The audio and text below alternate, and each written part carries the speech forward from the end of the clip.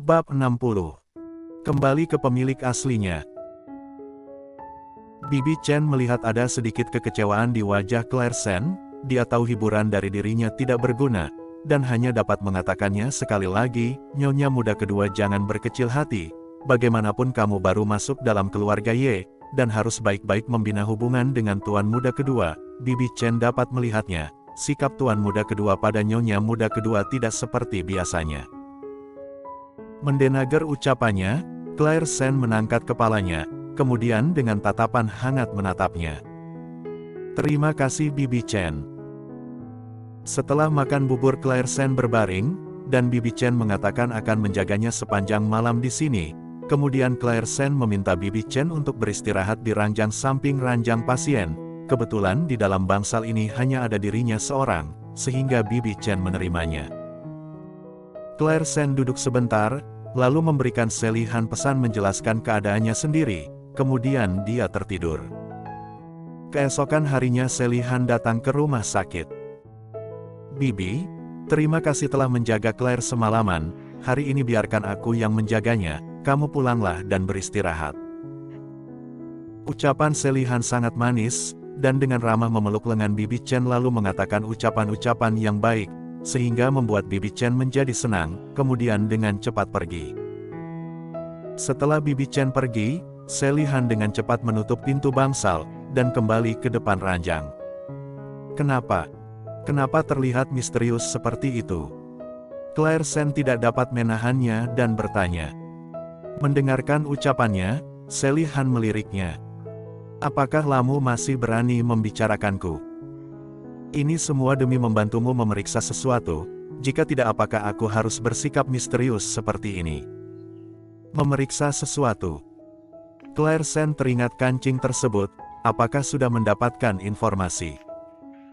Sally Han membuka tasnya, lalu mengeluarkan kancing dari dalam, sebuah kancing berwarna emas bersinar di bawah cahaya, "Silahkan kembali ke pemilik aslinya." Claire Sen menerimanya, kemudian merasa bingung dan bertanya, "Bukankah ini digunakan untuk mencari petunjuk? Kenapa tidak digunakan lagi? Hanya perlu memastikannya sekali saja, mana ada harus terus membawanya. Terlebih lagi, ini adalah benda yang berharga bagimu, tentu harus mengembalikannya padamu." Setelah mengatakannya, Sally Han menyipitkan matanya dan menatapnya. "Claire, kamu benar-benar beruntung." Claire Sen. "Kakakku mengatakan, kancing ini tidak banyak di pasaran, dan bahan yang digunakan sangat langka, dan sudah memerintahkan orang untuk mencari sumber utamanya. Setelah menemukan sumber utamanya, maka sudah mudah untuk mengetahui siapa dia." Claire Sen awalnya mengira seharusnya sangat sulit hanya menggunakan sebuah kancing untuk mencari seseorang, tetapi tidak diduga ternyata Sally Sen dalam sekejap dapat menyelesaikannya. Dia sedikit tersentuh. "Sally, terima kasih." "Gadis bodoh, untuk apa kamu berterima kasih padaku? Apa hubungan kita ini?" Sally Han tersenyum, dan tiba-tiba terpikirkan sesuatu. "Jika telah menemukan orangnya, kamu akan melakukan apa?" "Bercerai dengan Golden Ye." Mengungkit Golden Ye, ekspresi Claire Sen menjadi terlihat kacau. "Kenapa tiba-tiba tidak berbicara?" Sally Sen meliriknya, "Apakah ada sesuatu yang terjadi?" "Aku juga tidak tahu." "Kenapa tidak tahu? Ada masalah apa? Katakan padaku, aku akan menjabarkannya untukmu." Claire Sen mengangkat kepalanya, melihat ekspresi Sally Han yang bersemangat, dia menggerakkan bibirnya, kemudian memberitahu masalah yang terjadi beberapa akhir ini padanya. Setelah Claire Sen menjelaskannya, Sally Han menopang dagunya dengan kedua tangannya. Dia terlihat konyol. "Mendengarkan penjelasanmu, aku rasa Golden Ye itu cukup baik." "Cukup baik?" Claire Sen juga merasa seperti itu, tetapi jika teringat sikapnya dan ucapannya yang dingin padanya, dia kembali merasakan sepertinya dirinya sedang berhalusinasi.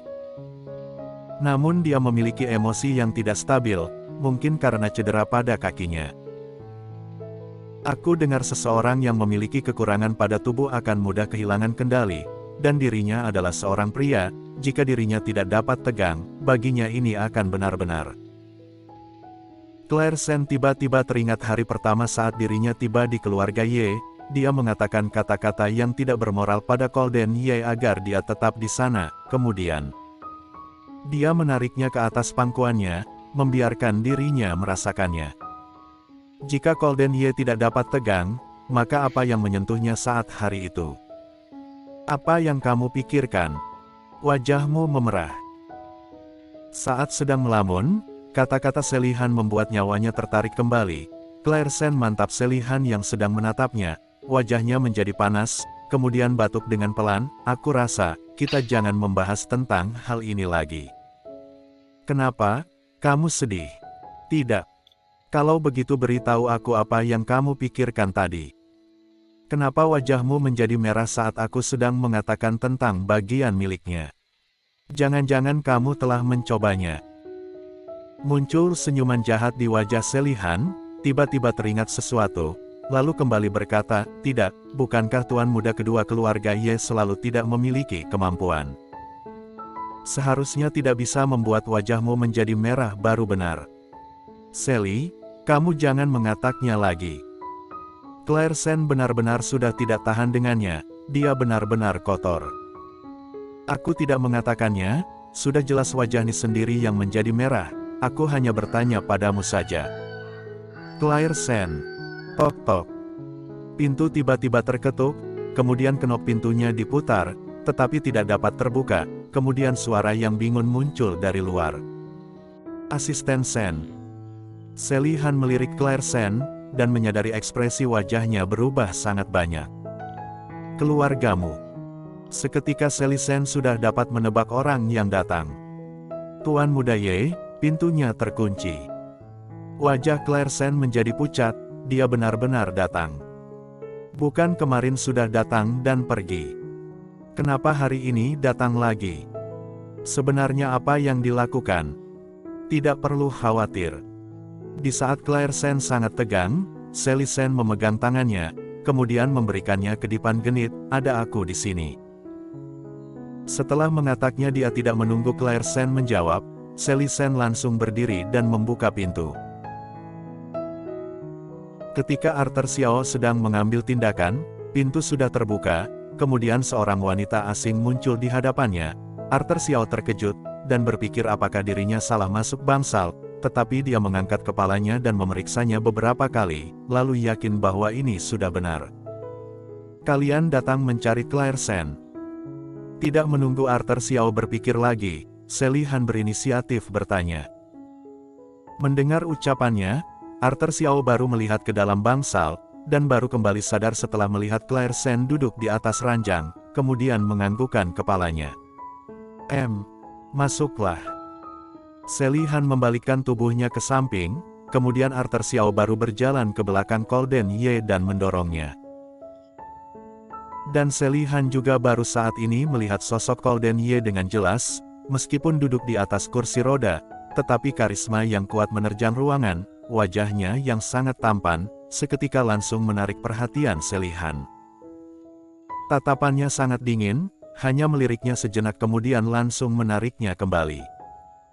Selihan melihat Arthur Xiao mendorong Golden Ye ke dalam bangsal, dirinya masih belum dapat kembali sadar, orang tersebut adalah Golden Ye, pewaris dari Yes Corp yang merupakan perusahaan nomor 1 di kota utara. Tetapi, bukankah dia cacat? Selihan awalnya mengira karena dia sudah lama duduk di atas kursi roda, maka seharusnya adalah pria gemuk, kulitnya menguning, rambutnya berminyak, matanya yang memutih, dan terlihat jelek. Sama sekali tidak terduga ternyata dia sangat tampan. Dahulu hanya mengandalkan pemikiran Selihan, dia masih merasa kasihan karena Claire Sen dipaksa menikah, sekarang. Selihan menelan ludahnya, pikirannya muncul bayangan Golden Ye yang sangat tampan dengan jelas, dan sekarang dia mulai merasa sedih. Dia perlahan menoleh, melihat pria yang bahkan punggungnya sangat sempurna, jantungnya seperti sedang digenggam oleh tangan yang besar. Bersambung.